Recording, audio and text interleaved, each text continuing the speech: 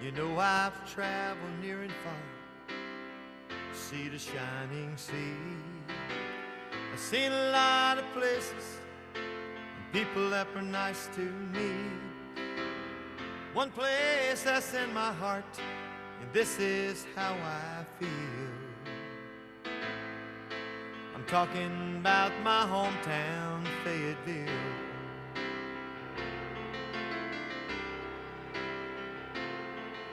She's nestled in the sand hills on a river called Cakefield.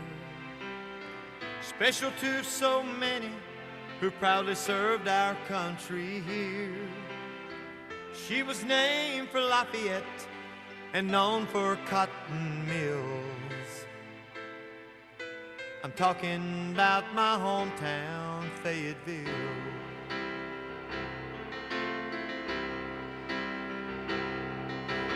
My hometown, Fayetteville. I'm so proud to be from here. It don't take long when you're away from home to find out how you feel. It's always good to come home to Fayetteville.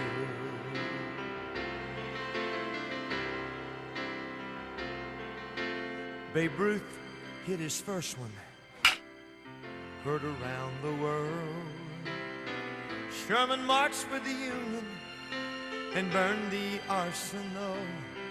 Old Market House still standing, but stands for freedom's will. I'm talking about my hometown, Fayetteville.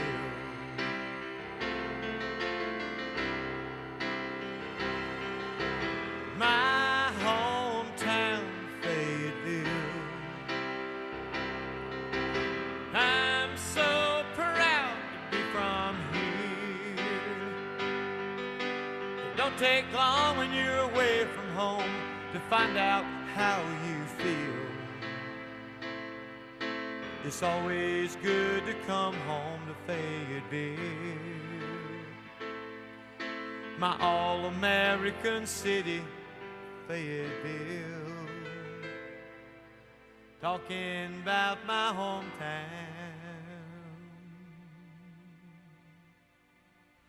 Fayetteville.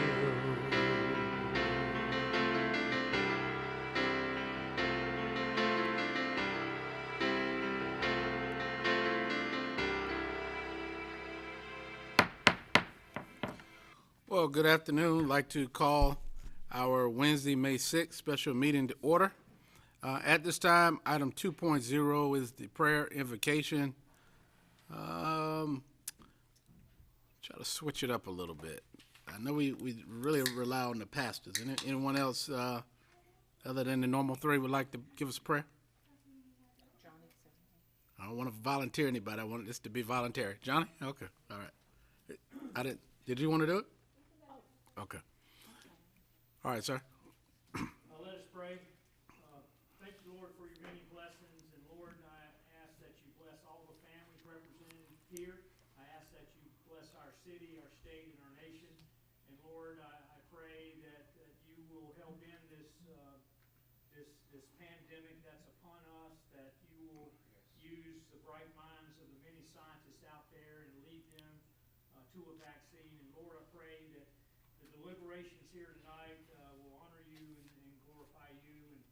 And for those of us who will be eating, bless this food and nourish our bodies, and us thy service. In Jesus' name. Amen. Amen. Thank you, Reverend Dawkins. That was a great prayer. Yeah, great prayer. Yes, sir. Council, item 3.0 is the Pledge of Allegiance. If we could rise for that. Pledge allegiance to the flag of the United States of America and to the republic for which it stands, one nation, under God, indivisible, with liberty and justice for all. All right, moving right along. Item 4.0 is the approval of the agenda. So be it, Mayor. There's a motion by Councilmember Wright. And Council, just to kind of give a few ground rules tonight, for those joining us by social media or television, we are practicing social distancing, so we are not in our prospective usual seats. And so council, just because of that, as we know with the last special meeting, as we vote, if you can show a sign of hands, and please leave them up so that the clerk and I can get a head count. Also, if you press your lights for recognition, everybody's in a different seat, so I won't be able to tell who it is. So also, if you could, so that I can recognize you, please raise your hand. Also, as we start this tonight, just wanted to say, hopefully we will make our way back to being able to continue to conduct citizens' business here. We've been able to manage it in a new world of Zoom and teleconferencing, and I think we've done pretty well. But the communication via Zoom and social media has sometimes left us to not having the kind of structure that we typically experience in here with Robert's Rules. So we know that we're heated and we're passionate about the things that we believe in. I think everybody has the best interest of the city in mind. But let us also, and this includes me as well, also try to make sure that we show our fellow man and co-worker proper respect, as well as not be combative or inferred that way. And so if we can, just to make sure that I see you clearly, our rules, I will have to try to enforce the rules of the meeting just to keep the meeting structured. Please raise your hand, wait to be recognized, and then let's follow the protocols that are set forth in the formal rules of the meeting. So we'll touch on that a little bit more, but I look forward to a great night. But item 4.0 is the approval of the agenda. I had a motion by Councilmember Wright. Is there a second? Second by Councilmember Hare. Any discussion on the motion? All right, all those in favor of the agenda approval, hands. Madam Clerk, that's unanimous. Item 5.01 is the COVID-19 update. Council, the purpose of the special meeting tonight, Mr. Bullitt is so gracious. He got a wealth of knowledge. He gives us very quick briefings during every meeting. He brings us up to date. So many things may or may not have changed. What I did want to offer an opportunity tonight, as he gives us just a few minutes of an update, is the ability to ask Mr. Bullitt questions in light of the governor's phase one approach that will be effective at the end of the week. There may be questions about what that means for Mr. Bullitt as we have a discussion about how we move toward opening back up our city in conjunction with the rest of the state. So at this time, I'll yield to Mr. Bullitt. At the end of his presentation, if you raise your hands, we can entertain any questions from Mr. Bullitt. Thank you, Mayor Pro Tem, and Council, and everybody else tuned in. I'm going to pivot back and forth a little bit tonight. For starters, I'm still outward facing, but as you said, Mayor, tonight we're going to inward face a little bit at what our services look like, how they align with the guidance that's been given to us, and also kind of champion and cheer some innovation that the city itself has done along the way and what the way forward is. I can't start tonight without starting, as we always do, updating our state of emergency today, day 52 on this 6th day of May. 12,758 cases of COVID statewide, 477 fatalities, and 516 in the hospital. A note of blessings as far as hospitals go, Cape Fear Valley reported to us in another meeting I was in yesterday, they had the lowest bed census yesterday they've had since April, 14 patients as inpatients. That's outstanding. The state numbers right now, I haven't received an update, but 320 cases with 8 fatalities is what I had left over from yesterday. And I'm very cautious about the actual numbers, because if you could take a snapshot right now in the queue, there's a whole bunch of test results waiting. And when those are released, then the numbers seem to bump up. Just looking at our lifelines real quick, and I brought this to you before, food, water and shelter. I have to take a moment to say, in terms of food, we're still concerned and watching that, but you've seen some distributions with chicken, I believe, yesterday, and I urge all of you to please push out to your constituents tomorrow at 10 o'clock at the Crown Center. There'll be a distribution as far as the food will go from Second Harvest Food Bank.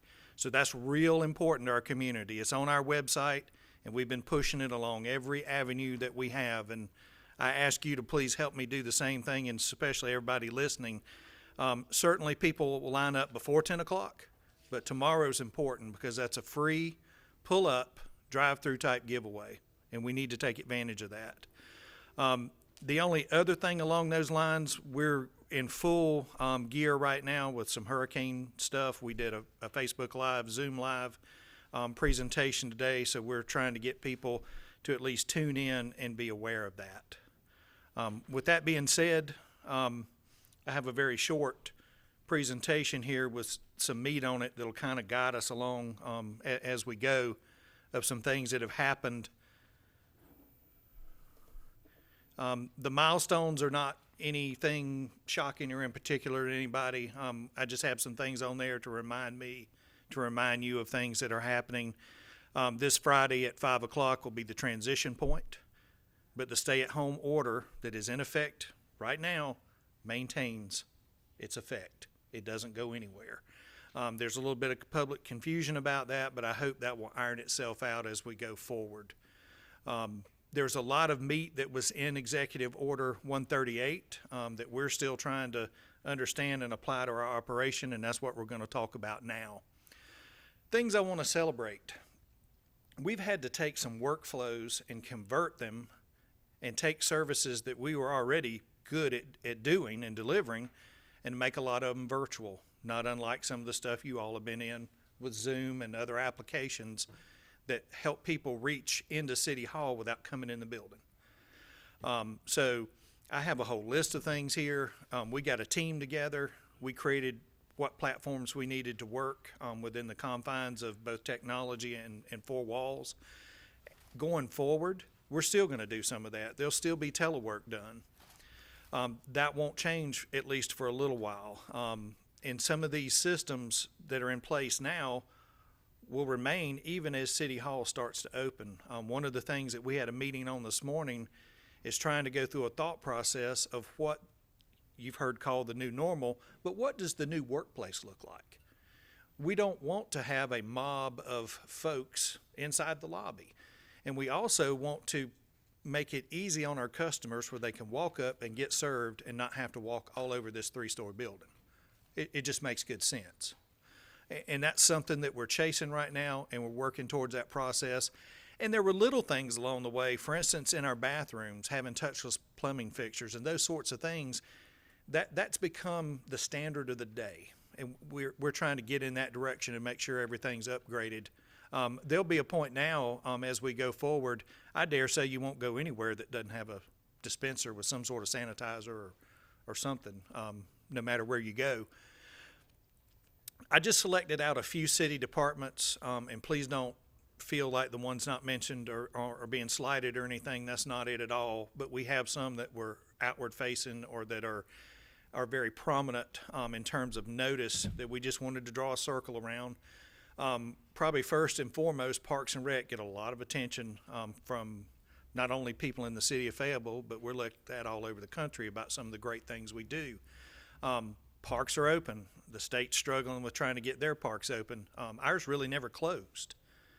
But our programmed sorts of stuff and rec centers and that sort of thing, they're not going to open in this first phase.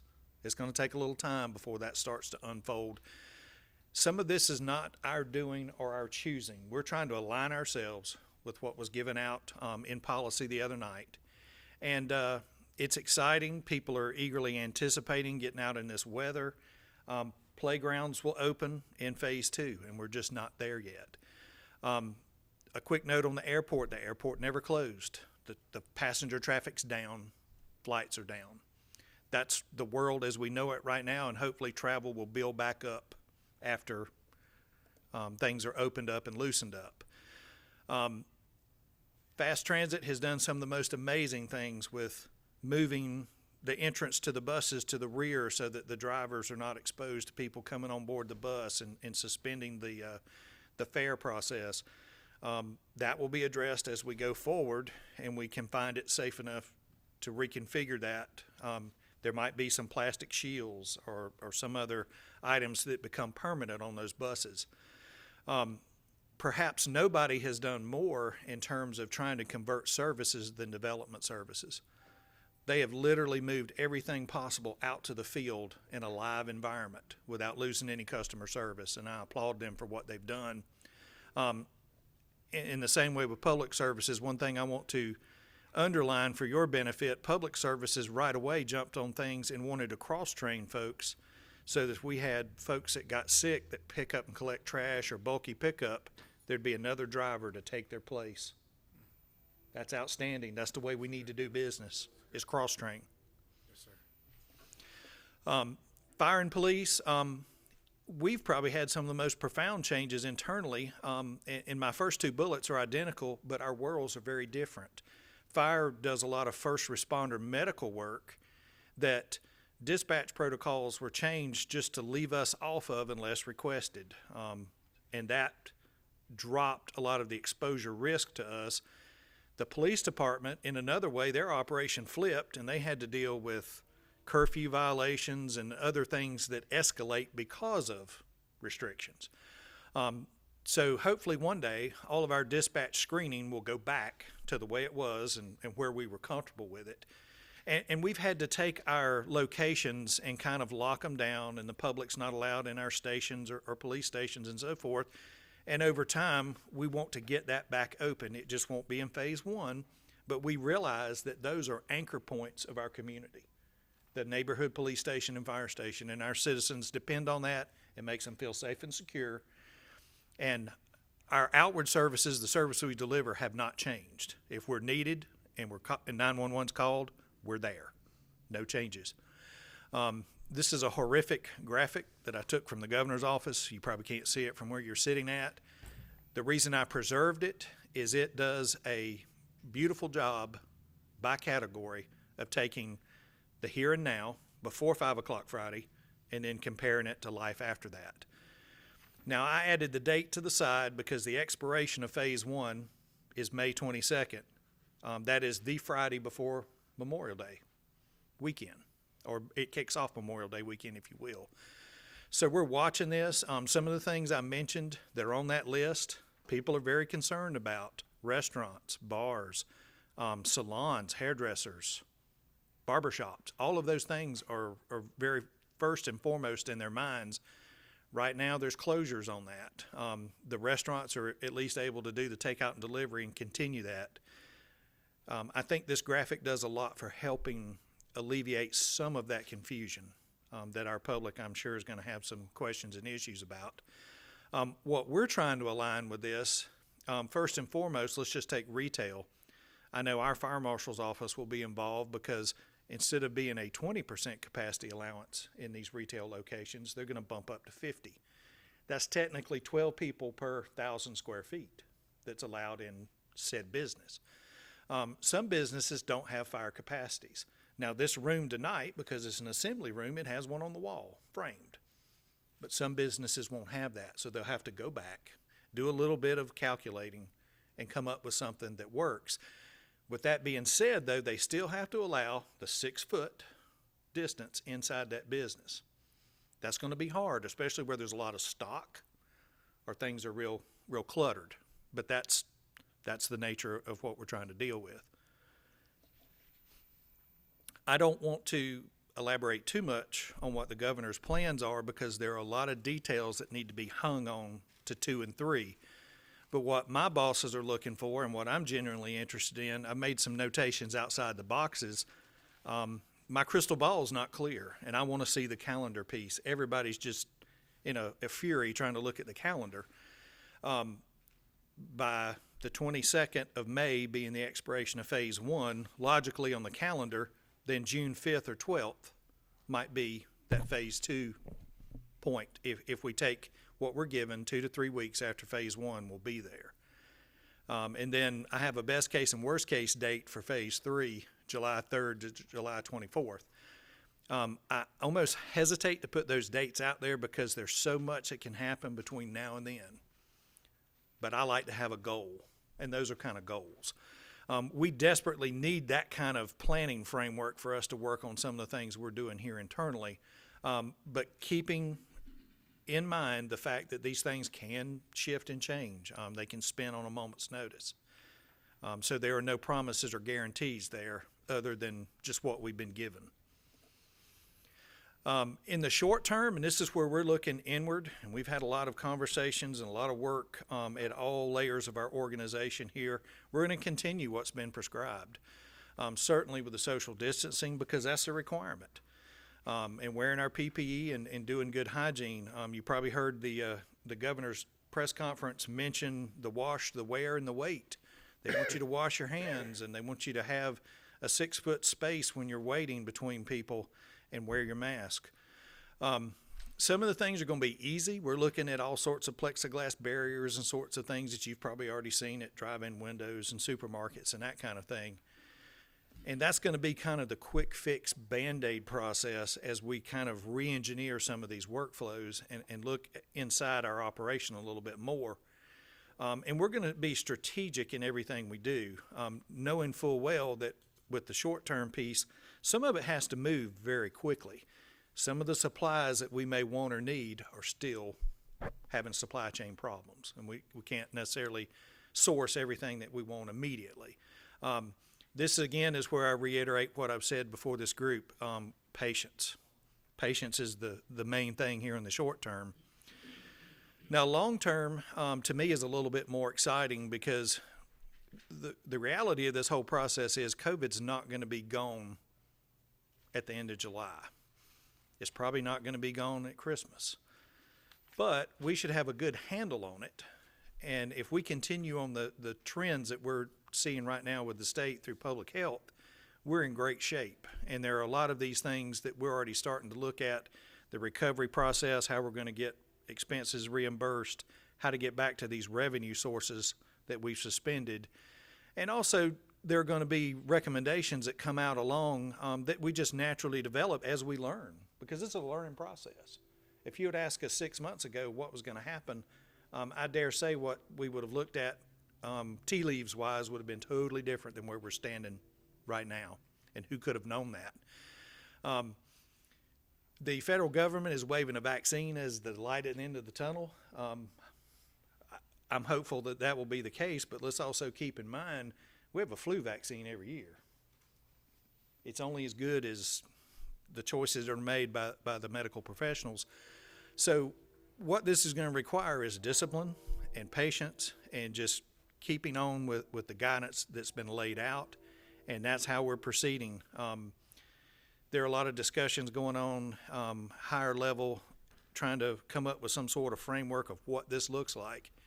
And I'm not sure we're ready to draw an actual picture of it, but I think we're headed in the right direction. And I'll be subject to whatever questions or comments or any guidance that you want to offer us. You have a question from Councilman Harris? Thank you, Chief.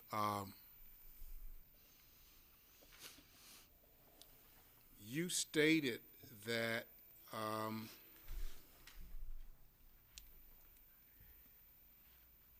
you somewhat see the projection of COVID-19 past July. And I know that's just your own concept, but your personal, professional concept, but you are there a little bit more front on line of things than I am. You truly kind of think that we'll still be looking like 10 in a crowd distance? I'm sort of thinking about church just a little bit now. 10 in a crowd distance. You well, think we'll still have the mask? The facts are, in phase one, we're still limited to a gathering of 10. Right. That's not the case in phase two. So the sweet spot will be is how much or how quickly that will shift. Mm-hmm. Irregardless of what happens, the virus will still be among us. And I guess let me drop back and paint a bigger picture. It is my understanding, and this is kind of where we are as a community, and I'm talking worldwide. Yes, sir. We have a virus that's present. There's community spread. So there's no way you could measure everywhere that it happens to lurk right now, nor would we want to waste resources on that. So as we go forward, I guess my answer to your question would be, we need to protect our vulnerable, especially our high-risk group. Yes, sir. Without question. And that is all the way through the phase process. We're going to take care of our congregate care and nursing homes and incarcerated facilities and that sort of thing. Church is one thing that will evolve. It's outside now. Yeah, it is. In phase 2, it'll go back inside, but at that same time, we'll be eating inside restaurants and we'll be, Still practicing the distance. well, maybe not the perfect 6 Not trying to foot tie you distance, down, just but the drawing a habits little are picture. there. 'Cause We'll I'm have to getting wash our asked. hands more. Yes, sir. Yes, sir. Yeah, I'm just getting asked questions, and I'm just trying my best to answer them as best as I can when I hear from our professionals. Well, and that's why we say in the short term, you're right, spot on. The answer is wear the mask, wash the hands, and wait the 6 feet. Okay, now my last question, if I could, Mayor. I'm constantly hearing through our news media and even different states about the new norm. Because I'm kind of picking up a new norm in my own home. I'm extremely washing my hands more than I ever have. So I don't think my wife will allow me to lose that norm. But do you see a different kind of norm for our country? I think the short answer to that is yes. There's going to be some changes in the workplace that this is provoked, and it may not be the final causative agent, but working smarter and not harder.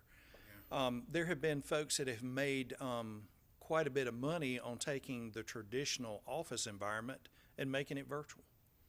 So that you might lease a space somewhere where we come in and meet like we are together right now, but the other 5 days of the week or 6 days of the week, you don't need the space, so somebody else is using it. Yeah. Okay.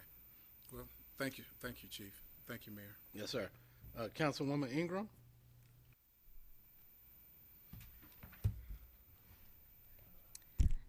Good afternoon, good evening. Can you hear me? Yes, ma'am. Okay. Thank you so much for all that you are doing, and giving us all these updates. One question for the mayor. Mayor Colvin, will Dr. Green be joining us? Confirmed for tonight's meeting because it was a special meeting. I'm trying to get her for our next scheduled meeting for a briefing. Okay. And then I have one question for you, and then my next question is for the city manager.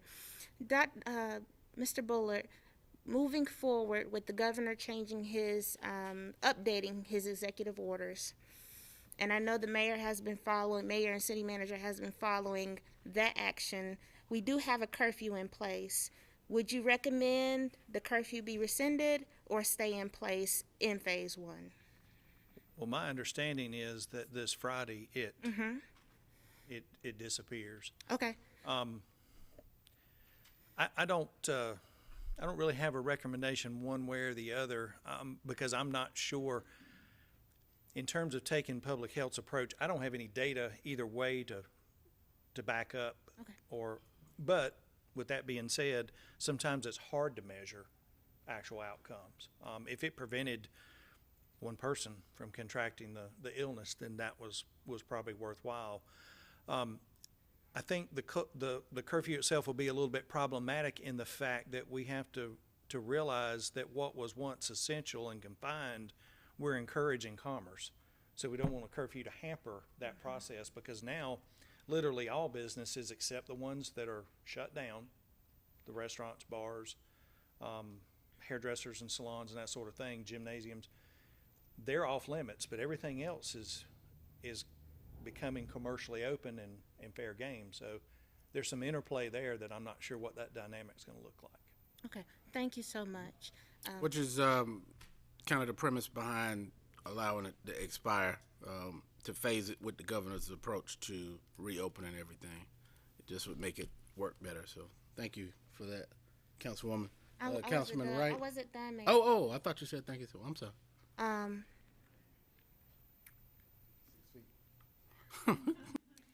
City manager, moving forward, well, quick question first.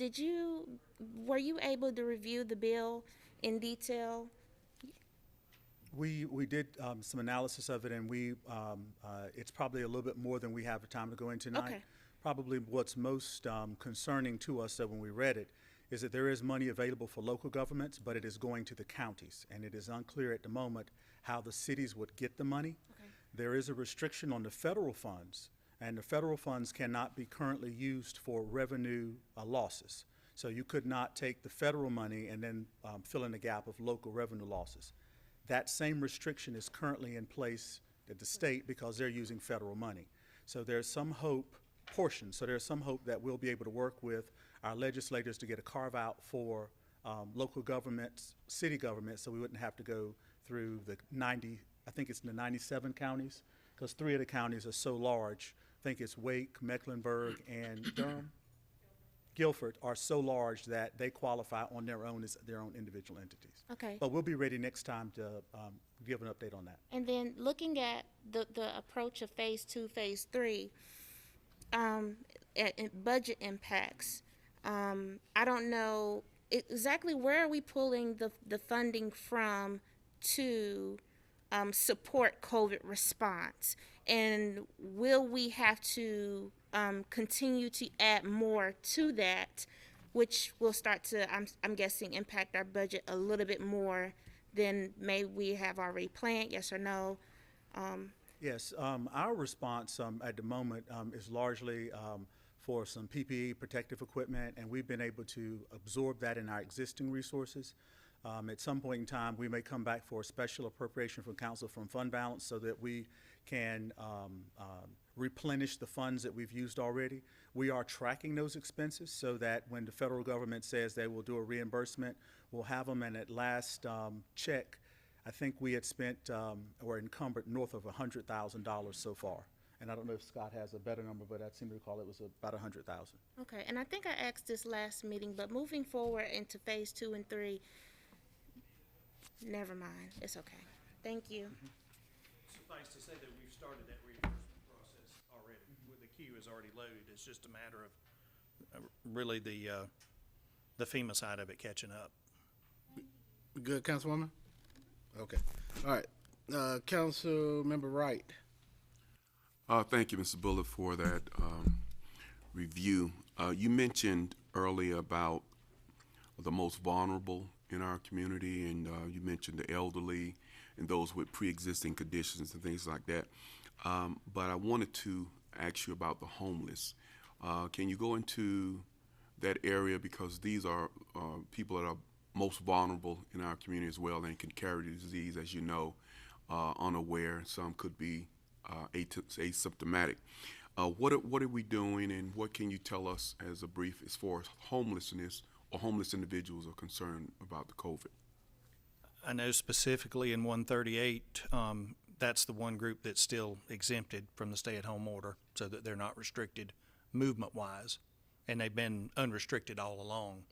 And really and truly, the homeless community probably could teach many a lesson in social distancing, because for many of them, it's just a tendency to stay away from authority.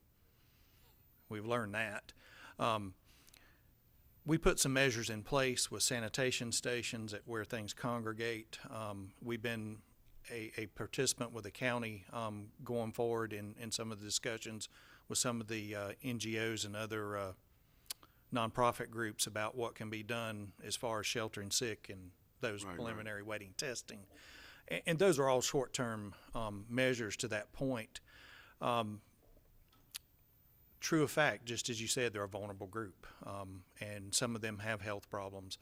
I think probably the VA system is doing some real innovative work at trying to match people with services and wraparound services, and that's kind of, I guess, from the city perspective, and I don't want to speak for community and economic development, but we're almost at a point to where that's where the most good can be done, is if we can match people to suit their needs.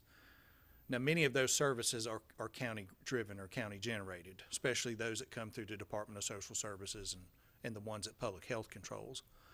I think that was the impetus for some things going forward. I know the day center that was proposed and some other ideas about how we can do that. I'll share with you one way the VA system has done it that is quite remarkable. The VA system had people, not so much here locally, but on the West Coast, parking in their parking lots. They were homeless in cars. The VA decided to go around and then minister to each car, regardless of veteran status or not. It didn't matter. But they passed out information, registered the veterans, and started the process of actually matching people with assistance and programs to get them out of that state of homelessness. Now, and then there's a subset within that I'm not sure how we tackle that want to be homeless or do not desire rehousing or that sort of thing. And this is something, honestly, sir, we scratch our heads with and really combat when we've had a disaster and we're doing what's called victim survivor assistance and temporary housing. It really becomes a hard push sometimes to get those programs to link up and get the people the help they needed. Hotel rooms have bailed us out in this community before, but they've always come to an end, and sometimes we're successful and sometimes we're not. I don't know if that answers your question. It's a complicated issue. Yeah, yes, it answers it somewhat, and I know it's a very complicated issue with the homeless, but it seems like they're not a priority when it comes to testing, that they're kind of along the totem pole, so because they are not stationary and have no shelter. So maybe you can help us with that decision as far as why they're not priority. Is because they're hard to get a hold to, or is because the virus is the virus? So we kind of going in circles if we don't consider them as a priority in that case. Well, I do think there's been a Herculean effort made to boost the testing, which started out with symptomatic testing, as most situations start out. And only now has it been made available to people asymptomatically.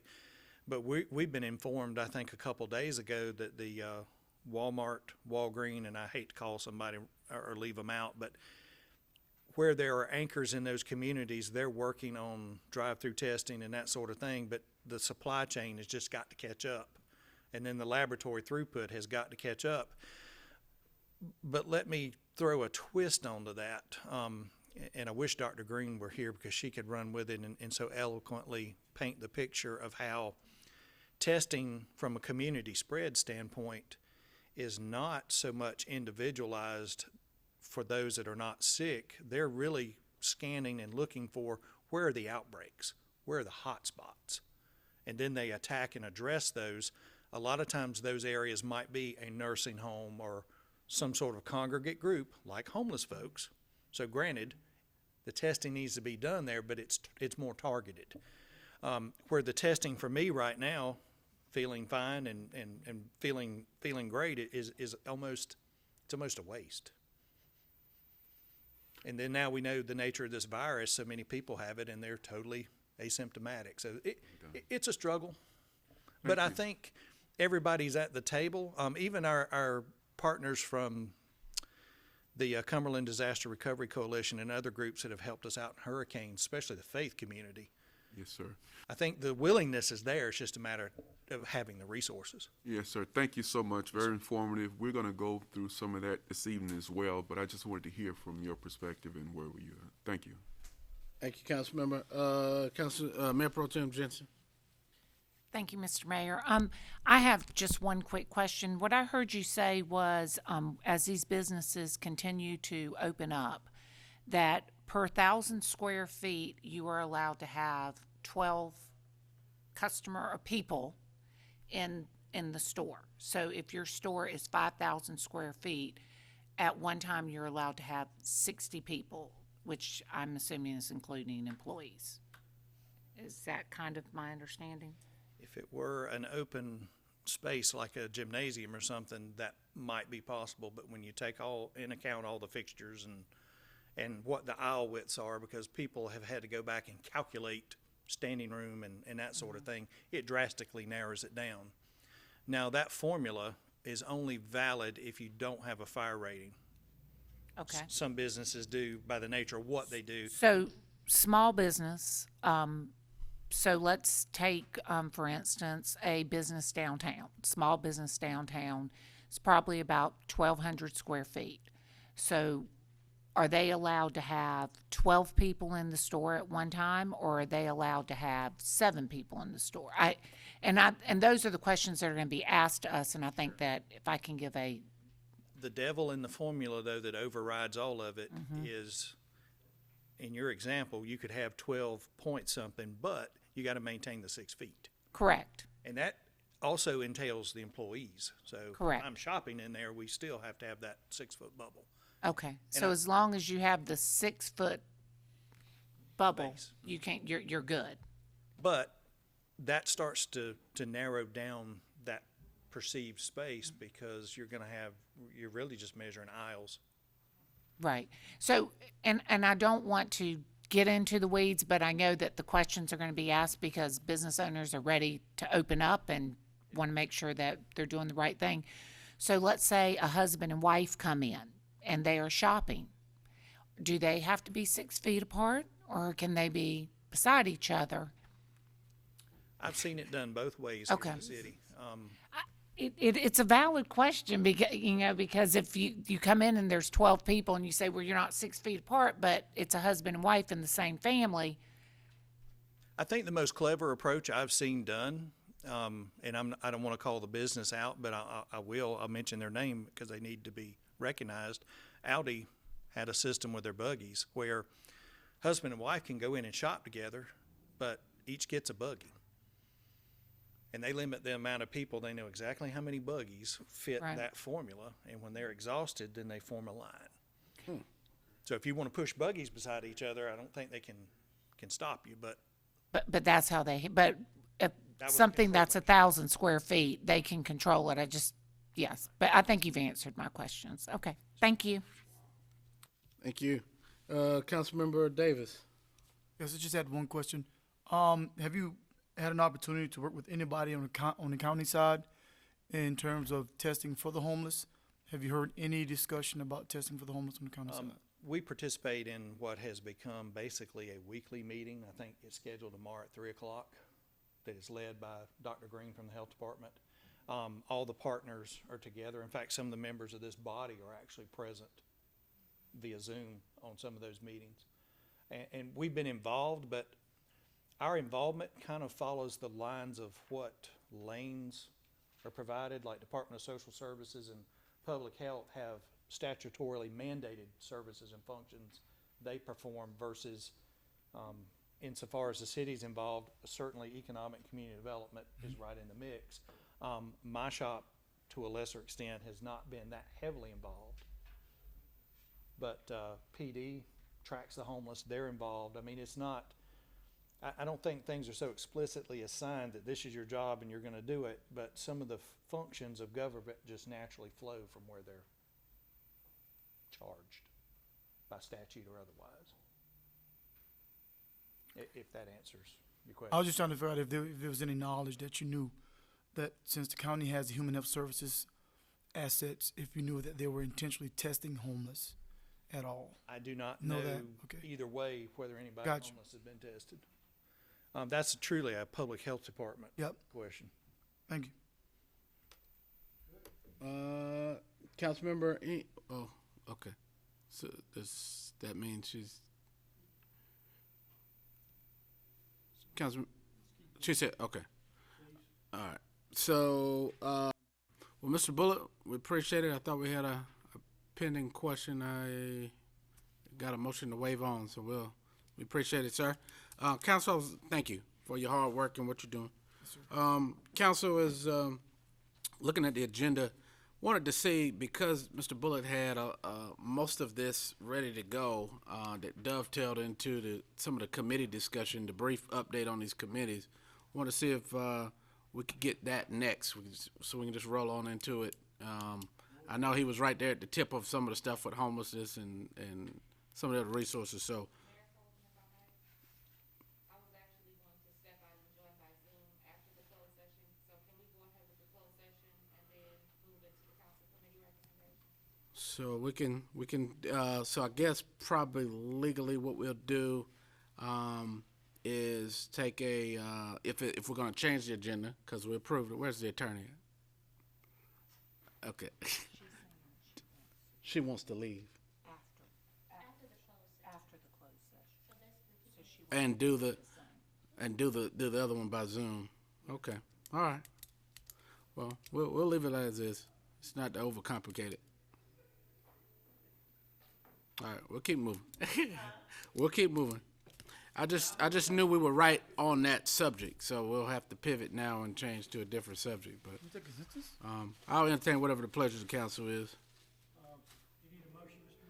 Mayor? If we're going to change it, I think probably legally we would, since we've approved it in that order. That was just a slip through the cracks. But So my question is, Mr. Mayor, is this request saying all of us going to close down, go home, I mean, or just certain people that desire to do that? yeah, the request was tonight's meeting took place in person, and this would kind of be the beginning of that. But certainly, anyone who wants to do that can join it by way of Zoom. Okay. Ma'am. This does bring up a valid point that I believe was supposed to be a part of our discussion, is how we are gonna move forward with our meetings. Right, and that was part of what we were saying, that going forward now, since we've got us a format that works, the desire is that we bring the meeting back to person to person. But that is part of a discussion what we were gonna have at some point tonight. But let me do this, Mr. Attorney. If we were gonna move one item up, and I'll entertain whatever the pleasure of the council is.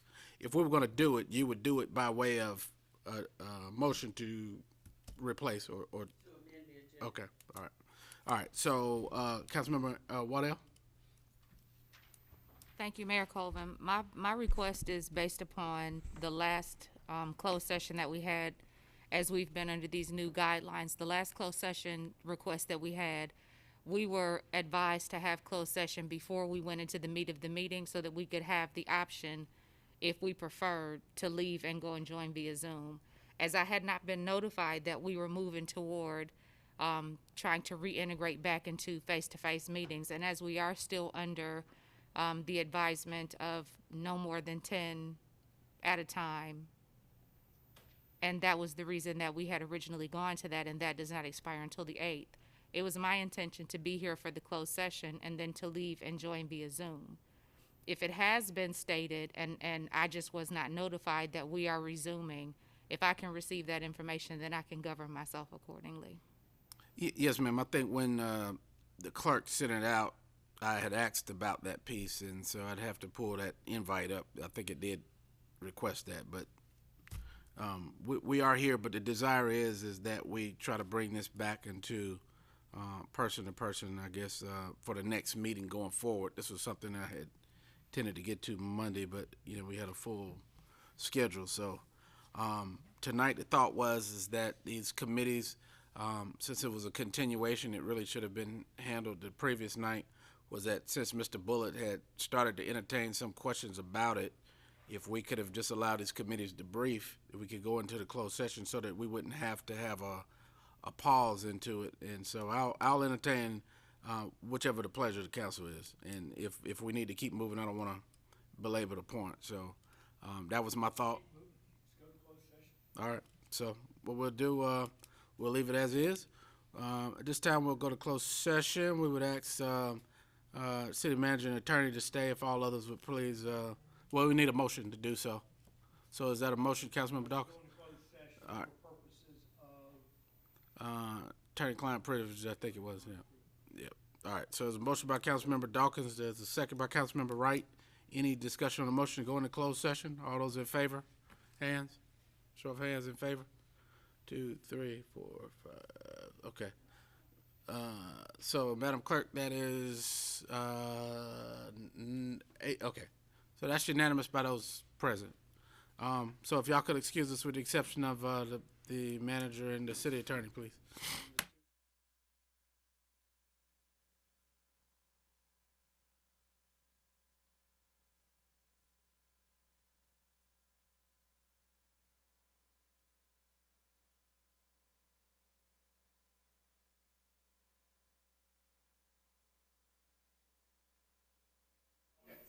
Councilmember Waddell made the motion. It was seconded by Councilmember Hare. Thank you, sir. All right, and then now we have, now we're back in open session, we have a motion by Councilmember Hare to received the report of the Response and Recovery Committee report, and it's a second by Councilmember Waddell. Any discussion on that motion? Council, I'll look to you for your vote to receive the report. Okay, I need to open. Just for the listening audience, the reports that we received were reports, check-ins from the council's recovery committees. They've been doing outstanding work in concentration and finding resources for related to COVID in the following areas. One, business and economic development recovery in the city of Fayetteville. That committee consists of the Mayor Pro Tem Jensen, Councilman Dawkins and Davis. Also, we have the neighborhood revitalization recovery. That committee consists of council members Hare, Waddell, and Ingram. Their job is to find resources for our neighborhoods and the revitalization efforts, and to help them recover after COVID. And then we have a council subcommittee whose concentration is homelessness recovery, as well as poverty reduction. And so that committee consists of council members Larry Wright, Courtney Banks McLaughlin, and Councilmember Yvonne Kinston. So those committees will be giving us an updated report. A lot of work, sir. They're doing great work, and I just want to thank all of the committees for putting in the extra time. We know you had a full plate, and staff as well. Staff's done an outstanding job with doing that, and so we will give that particular item the kind of attention that we need to give it, and we're going to look over the report and we will revisit that. But there's a motion to receive the report. A motion to receive the reports. And I think we voted on it. Yes. Just to make sure that the clerk is tracking, because she's looking over her glasses. There was a motion by Councilmember Hare, there was a second by Councilmember Waddell, and I think it was a unanimous vote to receive. Yes. And council, with that, we'll look to you for a motion Mayor, to adjourn. motion to adjourn. Also, I want to say happy birthday to Councilmember Larry Wright and happy birthday to Councilmember Mayor Pro Tem Jensen. Well, I guess since it's not the city manager, we can mention their birthdays. So happy birthday. All right, so motion to adjourn? Yes, sir. All right, y'all have a good evening.